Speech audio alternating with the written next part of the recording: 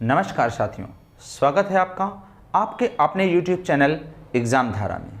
मैं आशुतोष सिंह एक बार फिर से ज्योमेट्री के अपने टॉपिक को आगे कंटिन्यू करेंगे। चलिए आइए देखते हैं ज्योमेट्री के कुछ और नए क्वेश्चंस।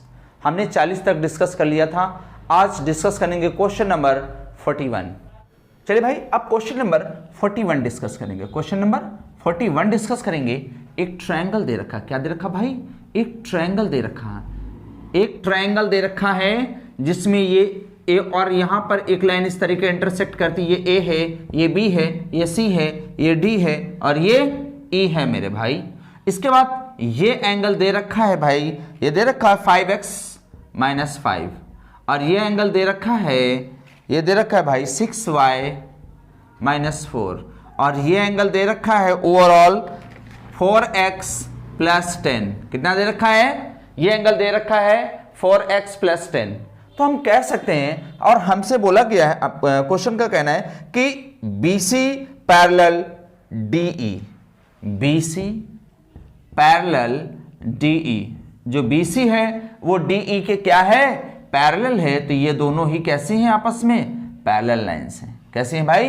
Parallel lines. क्लियर है? अब हम कह सकते हैं कि एक लाइन कितना एंगल रिप्रेजेंट करेगी? 180। तो हम कह सकते हैं कि 5x - 5 + 6y - 4 = 180 degree. 5x + 6y और ये कितना हो जाएगा? 5 × 4 9 = 180 डिग्री। ये उधर जाएगा तो प्लस हो जाएगा, तो 5x + 6y का वैल्यू हो जाएगा 189। क्लियर है भाई? क्लियर है? अब एक रिलेशन यहां से बन जाएगी कि ये एंगल इस एंगल के बराबर हो जाएगा, क्योंकि ये कैसे एंगल्स हैं? Corresponding angles. कैसे एंगल हैं भाई? करस्पॉन्डिंग एंगल्स हैं। तो आइए देखिए क्या हो जाएगा। 4x + 10 = 5x - 5। अब क्या करेंगे? ये माइनस का है, इधर आएगा तो प्लस का हो जाएगा, तो 10 + 5 = ये उधर जाएगा तो माइनस का हो जाएगा। तो यहाँ पे x का वैल्यू कितना आ जाएगा भाई? 15 आ जाएगा। क्लियर है भाई?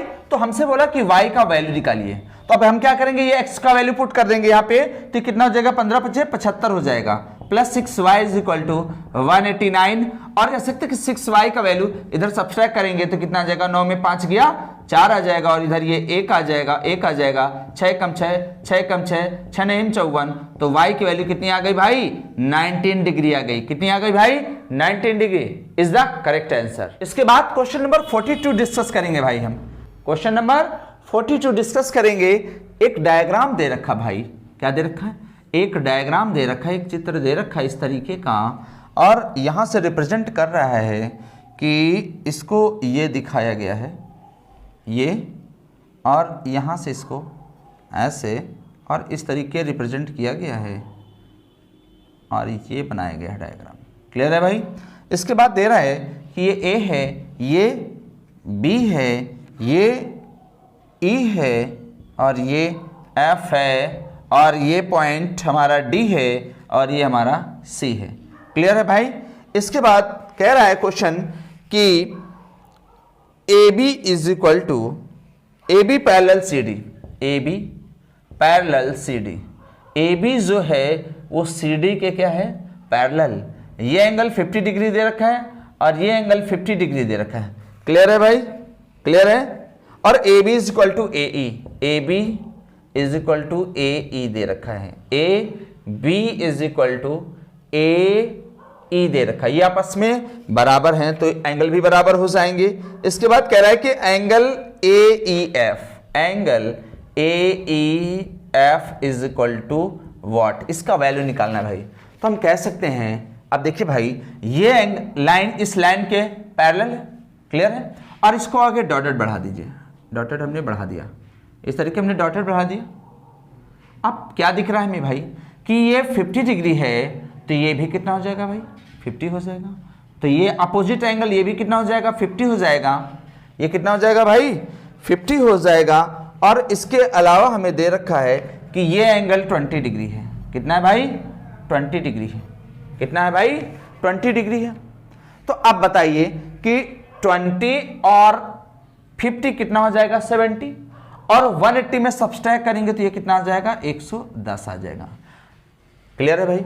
अब 110 आ जाएगा और ये हमारी स्ट्रेट लाइन है, ये कैसी लाइन है? स्ट्रेट लाइन है। तो अब ये कितना बचेगा? ये 70 ही तो बचा भाई। कितना बचा? 70 ही तो बचा। अब ये 70 है, ये 50 है, तो ये एंगल हमारा निकल के कितना जाएगा? 7 5 12 और 12 6 18 और एक लाइन पर 180 बनेगा, तो ये कितना निकल के आ जाएगा? तो कितना आ गया भाई? 60। Angle AEF, angle AEF, angle AEF की बात कर रहा था, तो एंगल AEF का वैल्यू कितना आ गया? 60 degree is the correct answer.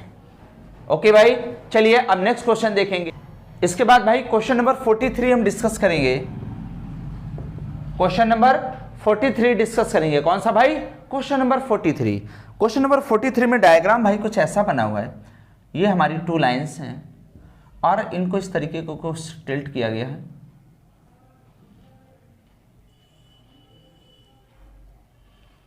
और ये A है, ये B है, ये C है, ये D है और ये हमारा एंगल अल्फा है और ये एंगल हमारा बीटा है। ये एंगल 60 डिग्री दे रखा है और ये एंगल 25 डिग्री दे रखा है। ये एंगल 45 डिग्री दे रखा है और ये एंगल कितना दे रखा है भाई? 50 डिग्री दे रखा है। इसके बाद कह रहा है कि एंगल APD, एंगल APD और angle BQC is equal to what? इनके बीच का हमें क्या निकालना है? डिफरेंस निकालना है, अंतर निकालना है। क्लियर है भाई? तो अब ये हमारी कैसी लाइंस हैं? पैरेलल्स PR और UV। PR सॉरी ये जो लाइन AB और CD हैं, लाइन AB और CD कैसी लाइंस हैं भाई? पैरेलल लाइंस हैं। तो अब हम क्या करेंगे? यहां से एक पैरेलल लाइन ड्रॉ कर देंगे। क्लियर है भाई? पैरेलल लाइन ड्रॉ किया, अब इसको थोड़ा सा आगे बढ़ा देंगे तो देख रहे हैं ये अगर 45 है तो ये कितना हो जाएगा? 45।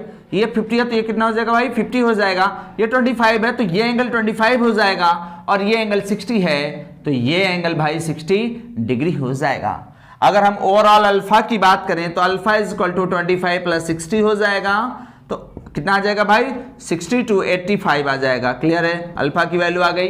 इसके बाद अगर बीटा की बात करें तो बीटा की वैल्यू भाई आ जाएगी 45 प्लस 50 इज इक्वल टू कितना हो जाएगा? 5 4 9 95 95 डिग्री। अब इसके बाद क्या हो जाएगा? अल्फा की वैल्यू आ चुकी है 85, बीटा की वैल्यू 95। अब हमसे बोल रहा डिफरेंस, यानी अल्फा डिफरेंस बीटा, यानी बड़ी वैल्यू में छोटी वैल्यू को घटाना डिफरेंस होता है, अंतर होता है। तो अब हम क्या करेंगे? हमारे पास ग्रेटर वैल्यू कितनी दे रखी है?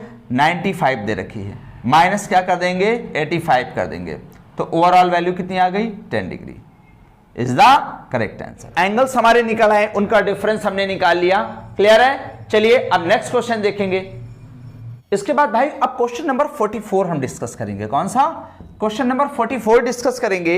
एक डायग्राम दे रखा है, ये ऐसा कुछ डायग्राम है, या ऐसा कुछ डायग्राम है और यहां से इसको इस तरीके से मिलाया गया है और यहीं से इसको इस तरीके मिला दिया गया है और इसके बाद कह रहा है ये A पॉइंट है, ये B है, ये C है, ये D है, ये E है और इसके बाद कह रहा है कि ये पॉइंट हमारा O है। क्लियर है भाई? ये एंगल हमें दे रखा है 80 डिग्री। कितना दे रखा है बाबू? 80 डिग्री दे रखा है भाई। और ये एंगल कितना दे रखा है भाई? पाई माइनस बी दे रखा है। कितना दे रखा है? पाई माइनस बी डिग्री दे रखा है। ये एंगल हमें ए डिग्री दे रखा है भाई। कितना दे रखा है? ए डिग्री दे रखा है और ये एंगल हमें सी डिग्री दे रखा है। तो हमसे पूछ रहा है कि इसकी रिलेशन क्या फाइंड होगी। तो अगर ये अगर पाई माइनस बी दे रखा है तो अब ये एंगल कितना निकल के आ जाएगा भाई? बी निकल के आ जाएगा। क्लियर है भाई? अब ट्राइंगल की प्रॉपर्टी लगाएं तो अपोजिट अंतः कोणों का योग वाह्य कोण के बराबर होगा, तो ये एंगल निकल के कितना आ जाएगा? ए प्लस बी निकल के आ जाएगा। क्लियर है भाई? ए प्लस बी निकल। अगर इस ट्रायंगल की बात करें भाई, कौन सा? ये डॉटेड ट्रायंगल, ये डॉटेड ट्रायंगल, इस डॉटेड ट्रायंगल की बात करें हम तो अब क्या दिख रहा है कि ये हमें अपोजिट इंटीरियर एंगल्स दिख रहे हैं और इनका जो सम होगा वो इस एक्सटीरियर एंगल के सम के बाह्य कोण के क्या हो जाएगा? बराबर हो जाएगा। तो हम कह सकते हैं कि angle C plus angle A plus angle B is equal to x. तो हम कह सकते हैं कि x की वैल्यू कितनी आ जाएगी, a plus B plus C is the correct answer. Clear है भाई, कोई दिक्कत है यहां तक, समझ में आ गया? चलिए आगे देखते हैं। चलिए क्वेश्चन नंबर 45 डिस्कस करेंगे। कौन सा क्वेश्चन नंबर 45 डिस्कस करेंगे? ये कोई एक ऐसा डायग्राम दे रखा है भाई, क्लियर है भाई, और यहां पर टू पैरेलल लाइंस जनरेट की गई हैं। ये एक लाइन इस तरीके और इसी के पैरेलल दूसरी एक है। ये A और ये B हो गया, ये C और ये D हो गया। अब ये P है, ये Q लाइन पॉइंट दे रखा है, ये P है भाई, ये Q और ये क्या है, R पॉइंट दे रखा है। और इसके बाद कह रहा है ये E है और ये पॉइंट F है, ये G है और ये H है। इसके बाद कह रहा है कि ये एंगल कितना दे रखा है, 70 डिग्री दे रखा है। क्लियर है भाई, और ये एंगल कितना दे रखा है, 140 डिग्री दे रखा है। और हमसे कह रहा है कि angle PQR is equal to what, angle PQR is equal to x degree दे रखा है। कितना दे रखा है भाई, अक्स डिग्री दे रखा है। Angle PQR is equal to x degree दे रखा है। और इस कह रहा है कि find the value of x का हमें मान प्राप्त करना है। तो अब हमें एक चीज और दे रखा है कि AB पैरेलल CD, AB जो है AB CD के क्या है, समांतर है। और AB अगर CD के समांतर, तो ये एंगल अगर 70 है तो ये एंगल भी कितना हो जाएगा भाई, 70 हो जाएगा। और ये 70 है तो ये कितना बचेगा भाई, 110 हो जाएगा। क्लियर है भाई, और ये 140 है तो ये कितना बचा भाई, 40 ही तो बचा, क्योंकि एक लाइन पर कितना एंगल जनरेट होता है, 180। कितना भाई, 180। तो अब एक चीज ये बताइए कि 110 और 40 कितना हो जाएगा, 150। कितना हो जाएगा, 150। तो अक्स की वैल्यू, त्रिभुज के तीनों कोणों का योगफल लगा देंगे भाई, त्रिभुज के तीनों कोणों का योगफल, तो अक्स की वैल्यू कितनी आ जाएगी, 30 degree. 30 degree is the correct answer. Clear है भाई, कोई दिक्कत यहां तक? चलिए भाई अब क्वेश्चन नंबर 46 डिस्कस करेंगे। कौन सा क्वेश्चन नंबर 46? ऐसा कुछ डायग्राम, हालांकि ऐसा एक क्वेश्चन हम लोग कर चुके हैं, लेकिन फिर भी एक क्वेश्चन देख लेते हैं। ऐसा कोई एक डायग्राम है और इस तरीके रिप्रेजेंट किया गया है। ऐसा कोई एक डायग्राम है और ये एंगल जो दे रखा है वो कितना दे रखा है भाई, ये एंगल दे रखा है भाई 120 और ये 135, 120 और ये एंगल दे रखा है 135। क्लियर है भाई, और कह रहा है कि ये PQ है, ये P है, ये पॉइंट Q है, ये R है और ये S है और ये पॉइंट O है। PQ RS के क्या है, पैरेलल है, PQ पैरेलल RS। क्लियर है भाई, उसके बाद कह रहा है find the angle of QOS, angle QOS का वैल्यू फाइंड करना है। क्लियर है भाई, क्लियर है यहां तक, किसी को कोई दिक्कत? एंगल QOS का वैल्यू फाइंड करना है, यानी ये एंगल हमें फाइंड करना है। क्लियर, हमने क्या किया, इसको डॉट डॉट आगे बढ़ा दिया और ये लाइन भी पैरेलल है। तो हमें दिखने लगा कि एक लाइन पर एंगल कितना जनरेट होगा, हमें दिखने लगा कि एक लाइन पर एंगल कितना जनरेट होगा, ये 35 प्लस 5 करेंगे तो 40 और 40 प्लस 5 करेंगे तो ये कितना आ जाएगा, 45 आएगा। और ये 120 है तो ये भी कितना होगा भाई, 120 होगा। अब बताइए कि ये कितना हो जाएगा, 20 40 कितना हो जाएगा, 60 5 65 और 65 5 70 और 10 80 15 डिग्री हमारा आंसर आ जाएगा। और हम कह सकते हैं कि angle QOS is equal to 15 degree is the correct answer. Clear है भाई, यहां तक किसी को कोई दिक्कत? चलिए आगे देखते हैं। अब इसके बाद भाई क्वेश्चन नंबर 47 हम डिस्कस करेंगे। क्वेश्चन नंबर 47 हम डिस्कस करेंगे। तो जस्ट बस कुछ ही समय में हम हाफ सेंचुरी के आसपास पहुंचने वाले हैं क्वेश्चंस में, और ये सिलसिला भी लगातार जारी रहेगा। चलिए क्वेश्चन नंबर 47 हम डिस्कस करेंगे। कोई डायग्राम एक दे रखा है भाई, एक डायग्राम ये दे रखा भाई, ये भी नॉर्मल क्वेश्चन, इस तरीके के क्वेश्चन हम कर चुके हैं। PQRST क्लियर है भाई, और ये एंगल दे रखा है, ये एंगल 110 है और ये एंगल 130 है। क्लियर है भाई, इसके बाद कह रहा है कि PQ parallel ST, PQ parallel ST ये आपस में कैसी हैं, समांतर हैं। तो हमने क्या करा भाई, हमने इसको डॉट डॉट डॉट डॉट आगे बढ़ा दिया। क्लियर है भाई, आगे जैसे ही मैंने बढ़ाया तो ये एंगल 130 है तो ये एंगल भी 130 होगा। क्लियर है भाई? और ये 110 है तो अब एक चीज ये बताइए, एक मिनट भाई, इसके बाद हमसे कह रहा है कि angle B C D, angle sorry angle R S T दे रखा है, एंगल क्यू आर एस ये वैल्यू फाइंड करनी भाई। एंगल क्यू आर एस की value find, angle Q R S का वैल्यू हमें फाइंड करना है। क्लियर है भाई? अब एक चीज बताइए कि ये 110 है तो ये कितना बचा भाई? 70 बचा। ये 130 है तो ये कितना बचा भाई? 40 डिग्री बचा भाई। 40 और 130 का वैल्यू कितना हो जाएगा? सॉरी 50 होगा। कितना हो जाएगा? 50, 180 होगा। अब 7 5 12 यानी 120, तो त्रिभुज के तीनों कोणों का योगफल का फार्मूला लगा देंगे। 120 हो रहा है, 120 को 180 में घटा देंगे, 180 माइनस 120 करेंगे तो भाई 60 डिग्री आपका आंसर निकल के आ जाएगा। और ये आंसर जो आया है वो एंगल किसका आ गया? Q R S is equal to 60 degree is the correct answer. Clear है भाई? समझ आई? क्लियर है? यहां तक कोई दिक्कत किसी को? ओके, तो ये थे भाई हमारे ज्योमेट्री के कुछ इंपॉर्टेंट क्वेश्चंस। एक आधे मैच करेंगे पीछे के क्वेश्चंस से, तो उसका कोई इतना बड़ा इश्यू नहीं है।